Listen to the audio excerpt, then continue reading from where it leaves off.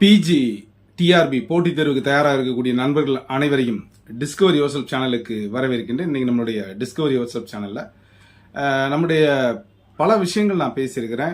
Especially எப்படி pass ஆகணும், especially எதற்கு முக்கியத்துவம் கொடுக்கணும், சைக்காலஜி ஜிகேக்கு அதிகப்படியான முக்கியத்துவம் கொடுக்கணும், இதுதான் உங்களுடைய டிசைடிங் ஃபேக்டராக இருக்கும் அப்படின்னு நான் நிறைய தடவை சொல்லியிருக்கேன். நம்ம சேனல் சார்பாகவும் எஜுகேஷன் சைக்காலஜிக்கு என்று பிரத்யேகமாக கிளாஸஸ் போய்கிட்டு இருக்கு. ஏற்கனவே இந்த வாரம் நம்ம பேட்ச் ஆரம்பிச்சு இந்த கிளாஸஸ் போய்கிட்டே இருக்கு. ஜாயின் பண்றவங்க ஜாயின் பண்ணிக்கலாம். இது போக நம்ம பிரத்யேகமாக தயாரிக்கப்பட்ட மெட்டீரியல் எஜுகேஷன் சைக்காலஜி ஜிகே மற்றும் தமிழ் தகுதி தேர்வு உள்ளடக்கிய ஒரு மெட்டீரியல் பிளஸ் கொஸ்டின் பேங்க் இருக்குது. காமர்ஸுக்கான தமிழ் மீடியம் மற்றும் இங்கிலீஷ் மீடியத்துக்கான அந்த மெட்டீரியல் வித் கொஸ்டின் பேங்கோடையும் அவைலபிளா இருக்கு. வேணுங்கிறவங்க இதை வாங்கி நீங்க பயன்படுத்திக்கலாம். அதுக்கு முன்னால இந்த எக்ஸாமினேஷன் எப்போது வரும், இல்லை அதற்கு நம்மளுடைய ப்ரிப்பரேஷன் எப்படி இருக்கும் அப்படின்றத பற்றிய ஒரு தெளிவான கண்ணோட்டத்தில் தான் நம்ம இருக்கும். ஆனால் இன்னும் நிறைய பேருக்கு நம்மளுடைய அந்த தேர்வர்களுக்குள்ள குழப்பம் என்னன்னா, இந்த வருடம் நடக்குமா நடக்காதா, அப்புறம் எப்போ வரும், குறிப்பிட்ட ஷெடியூல் படி வருமா. இதற்கு காரணம் பார்த்தீங்கன்னா, அந்த ப்ரீவியஸ் இயரில் நாம பெற்ற ஒரு பெட்டர் எக்ஸ்பீரியன்ஸ்னு சொல்லலாம். இந்த வருது அந்த வருது அப்படின்னு சொல்லிட்டு நம்ம பார்த்துக்கிட்டே இருப்போம். ஒரு டைமும் வரல. கிட்டத்தட்ட 3 ஆண்டுகள் முடிவடைந்த நிலையில இப்போ கடைசியா ஒரு அட்டவணை வந்திருக்கு. கிட்டத்தட்ட 2000 வேகன்சிஸ் நாம எக்ஸ்பெக்ட் பண்றோம். இது போக இந்த வருடம் ரிட்டையர்ட் ஆகக்கூடிய, அதே மாதிரி ப்ரொமோஷன்ல போகக்கூடிய டீச்சர்ஸ் அப்படின்லாம் வச்சோம்னா இன்னும் ஒரு 500 வரைக்கும் வருவதற்கு வாய்ப்பு இருக்கு. எப்படியும் 2000க்கு குறையாது. மேஜர் சப்ஜெக்ட் அப்படின்னு பார்த்தோம் அப்படின்னு சொன்னா ஒரு 9 சப்ஜெக்ட் தான். Tamil, English, physics, maths, chemistry, அப்புறம் பயாலஜி வச்சுக்கலாம். காமர்ஸ் குரூப் எடுத்தீங்கன்னா ஹிஸ்டரி, எக்கனாமிக்ஸ், காமர்ஸ், இந்த 3 தான். அப்போ இந்த விஷயங்கள்ல நம்ம ஒரு ஆழ்ந்து சிந்திச்சோம்னா ஒவ்வொரு சப்ஜெக்ட்லையும் குறைந்தது 200 மதிப்பெண்களுக்கு குறையாம இருக்கும். Especially maths, Tamil, English. ஏன்னா இதெல்லாம் காமனா எல்லாத்துக்கும் இருக்கக்கூடிய சப்ஜெக்ட். அதே மாதிரி காமர்ஸ் 2 சப்ஜெக்டை உள்ளடக்கியது. இதெல்லாம் அதிகப்படியான வேகன்சி நிச்சயமா இருக்கும்னு நம்ம நம்ப முடியும். மேத்ஸ் எடுத்துக்கங்க, அதிகமா இருக்கும் வேகன்சி. ஏன்னா சயின்ஸ் சப்ஜெக்ட்ல எல்லாத்துலயும் வரக்கூடிய அந்த சப்ஜெக்ட் அப்படின்றதுனால. அதே மாதிரி பாத்தீங்கன்னா இந்த குரூப்புக்கு வந்துட்டீங்கன்னா காமர்ஸ் இருக்கும், அதுல அதிகமா இருக்கும். எக்கனாமிக்ஸும் கூட இருக்கும்னு சொல்லலாம். ஹிஸ்டரி ஆப்ஷனா இருக்கிறதுனால அது அவ்வளவு இருக்கும்னு சொல்ல முடியாது. ஏன்னா கம்ப்யூட்டர் சயின்ஸ் ஆப்ஷன் போயிருது, பிசினஸ் மேத்ஸ் ஆப்ஷன் போயிருது, ஹிஸ்டரி இருக்கும். அப்போ அது வேகன்சி கம்மியா இருக்கும் அப்படின்னு சொல்லலாம். அப்போ இந்த வேகன்சி எஸ்பெஷலி மேத்ஸ், காமர்ஸுக்கு அதிகப்படியான வேகன்சி இருக்கும்னு நான் நிச்சயமா சொல்ல முடியும். கடந்த ஆண்டை போலவே பாத்தீங்கன்னா ஒரு 300 பிளஸ் அப்புறம் அதிகமா வந்தது. இப்பயும் 200 பிளஸ் கண்டிப்பா இருக்கும் அப்படின்னு நம்புறேன். அப்போ எல்லா சப்ஜெக்ட்டுக்குமே ஒரு 200க்கு மேல இருக்கும் அப்படின்றதுனால ஒரு நல்ல பல்கான வேகன்சி இருக்கும். இந்த வாய்ப்பு உங்களுக்கு மீண்டும் கிடைக்குமா அப்படின்றது ரொம்ப கஷ்டங்க. இப்பவுமே பாத்தீங்கன்னா கிட்டத்தட்ட ஒரு 4000 வேகன்சி போட்டாங்க 2021-22ல.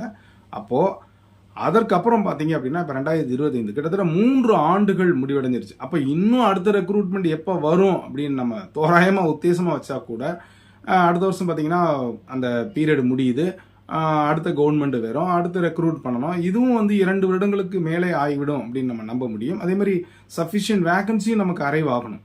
இந்த 2021-22ல போஸ்டிங் போட்டதுக்கு அப்புறம் அடுத்த அட்டவணையில பாத்தீங்கன்னா வெறும் 57 வேகன்சி தான் இருந்தது சொல்லியிருந்தாங்க.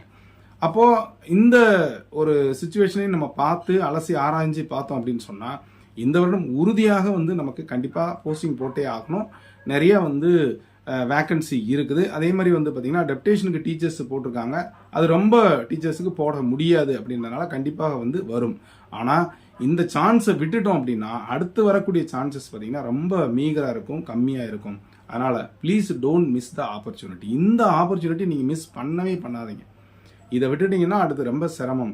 போட்டி அதிகமா இருக்கும், வேகன்சி கம்மியா இருக்கும். அப்போ கட் ஆஃப் ஆட்டோமேட்டிக்கா வரும். அது மட்டும் இல்ல, இந்த வருடம் பாத்தீங்க அப்படின்னா சிலபஸ் நியூ சிலபஸ் ரொம்ப பல்கா இருக்குது. ஸோ இன்னும் நிறைய பேர் பாத்தீங்க அப்படின்னா இன்னும் மெட்டீரியல் வாங்கவே ஆரம்பிக்கல, படிக்கவே ஆரம்பிக்கல. அப்போ எப்படி நம்மளால முடியும் அப்படின்னா முடியாது. ஆனா கடந்த 2-3 வருடங்களாக கடின உழைப்பை போட்டு கொண்டிருக்கக்கூடிய தேர்வுகள் நிறைய பேர் இருக்கிறாங்க. பழைய சிலபஸை தரவு பண்ணி அதுல டெஸ்ட் பேட்ச் போனவங்க எல்லாம் இருக்கிறாங்க. அப்போ இவங்க புதிய சிலபஸை இப்போது பாத்தீங்கன்னா படிச்சு தரவு பண்ணிட்டு அதற்கான ஆயத்த வேலைகளில் இருக்கிறாங்க. கடைசி நிமிஷத்தில் நிச்சயமாக வந்து அவ்வளோ சிலபஸையும் நீங்கள் உங்களால் பெரட்டி கூட பார்க்க முடியாது அப்படின்னு நம்மளால் சொல்ல முடியும். அதனால் நல்ல நீங்கள் பாஸ் பண்ணணும் அப்படின்னு நீங்கள் உறுதியாக நினச்சிட்டீங்க அப்படின்னு சொன்னால் கண்டிப்பாக வந்து இப்போமே வந்து மெட்டீரியல் வாங்குங்க, இப்போமே படிங்க, இப்போமே வந்து ப்ராக்டிஸ் பண்ணிக்கிட்டே பாருங்கள். நல்ல பயிற்சியும் முயற்சியும் இருந்தால் மட்டுமே ஜெயிக்க முடியும் அப்படின்னு என்னால் உறுதியாக சொல்ல முடியும். ஸோ அதற்கு ஏற்றாற் போல் நீங்கள் வந்து மெட்டீரியல்ஸ் வாங்குறதா இருக்கட்டும், அல்லது வந்து கிளாஸஸ் போகிறதா இருக்கட்டும், அல்லது டெஸ்ட் பேட்சுக்கு போகிறதா இருக்கட்டும், நீங்கள் எது வேணாலும் வச்சுக்கோங்க. உங்களுக்கு வேலை அப்படின்னு சொல்லி வந்துட்டீங்கன்னா கண்டிப்பாக நீங்கள் ஏதாவது ஒரு அமௌண்ட் ஸ்பெண்ட் பண்ணால் தான் நீங்கள் வர முடியும். மெட்டீரியலுக்காக கண்டிப்பாக வந்து மெனக்கெடுங்க, நிறைய புக்ஸ் வாங்குங்க, மெட்டீரியல் வாங்குங்க. அது போக பார்த்தீங்க அப்படின்னு சொன்னால் நீங்கள் அந்த மெட்டீரியல் வாங்குறதோடு நிறுத்தாமல் ஒரு நல்ல கோச்சிங் சென்டரில் கிளாஸஸ் போங்க. அப்போ தான் குயிக்காக ரீகால் பண்ண முடியும். அது மட்டும் இல்லை, அந்த ரீகாலிங்கோட சேர்ந்து கண்டிப்பாக வந்து டெஸ்ட் பேட்ச் ஏதாவது வச்சாங்கன்னா அதுக்கும் போங்க. அதே மாதிரி உங்களுக்கு சப்ஜெக்ட்டுக்கு எவ்வளோ முக்கியத்துவம் கொடுக்கீங்களோ அதே போன்று எஜுகேஷன் சைக்காலஜி அண்ட் ஜிகேக்கு முக்கியத்துவம் கொடுங்க. இந்த ஆப்பர்ச்சுனிட்டியை மிஸ் பண்ணிடாதீங்க. அது மட்டும் இல்லை, நிறைய நண்பர்கள் நம்மளா நினச்சிக்கிறோம் மேலோட்டமாகவே இப்போ வந்து கொஸ்டின்ஸ் கேட்பாங்க, அப்படி மட்டும் தயவுசெய்து அப்படி நினைக்காதீங்க. போட்டி வந்து கடினத்தன்மை அதிகமாக இருக்கிறதுனால நல்லா ஒரு டெப்த் நாலேஜ் வச்சுக்கோங்க. அது சப்ஜெக்டாக இருந்தாலும் சரி, சைக்காலஜியாக இருந்தாலும் சரி, ஜிகேயாக இருந்தாலும் சரி, ப்ரீவியஸ் இயர் கொஸ்டின்ஸ் பாருங்கள். 2010க்கு அப்புறமா இருக்கக்கூடிய கொஸ்டின்ஸ்லாம் எடுத்து பார்த்தீங்கன்னா அது எவ்வளவு ஹார்ட்னஸ் வந்திருக்கு அப்படின்றதையும் நீங்கள் தெரிஞ்சுக்கலாம். எல்லா சப்ஜெக்ட்டுக்கும் டபுள் ஆயிருச்சு அப்படின்றதுனால அதிகப்படியான முக்கியத்துவம் சப்ஜெக்ட்டுக்கும் கொடுங்க, சைக்காலஜிக்கும் கொடுங்க, ஜிகேக்கும் கொடுங்க. எல்லாம் சேர்ந்தா தான் உங்களுக்கு ஒட்டுமொத்தமாக கட் ஆஃப் அப்படின்றது வரும். அதனால் இந்த ஆப்பர்ச்சுனிட்டி ஒரு கோல்டன் ஆப்பர்ச்சுனிட்டி. இந்த வருடத்தில் உள்ள நீங்கள் பாஸ் பண்ணலன்னா இன்னும் அடுத்து 3 வருடங்கள் காத்திருக்க வேண்டிய ஒரு நிலைமை ஏற்படும். அதனால் இப்போமே படிங்க, இப்போமே ஒரு நல்ல எஃபர்ட் போடுங்க. அப்போ தான் கண்டிப்பாக வந்து ஒரு பிஜி டீச்சர் ஆக முடியும் நான் நம்புகிறேன்.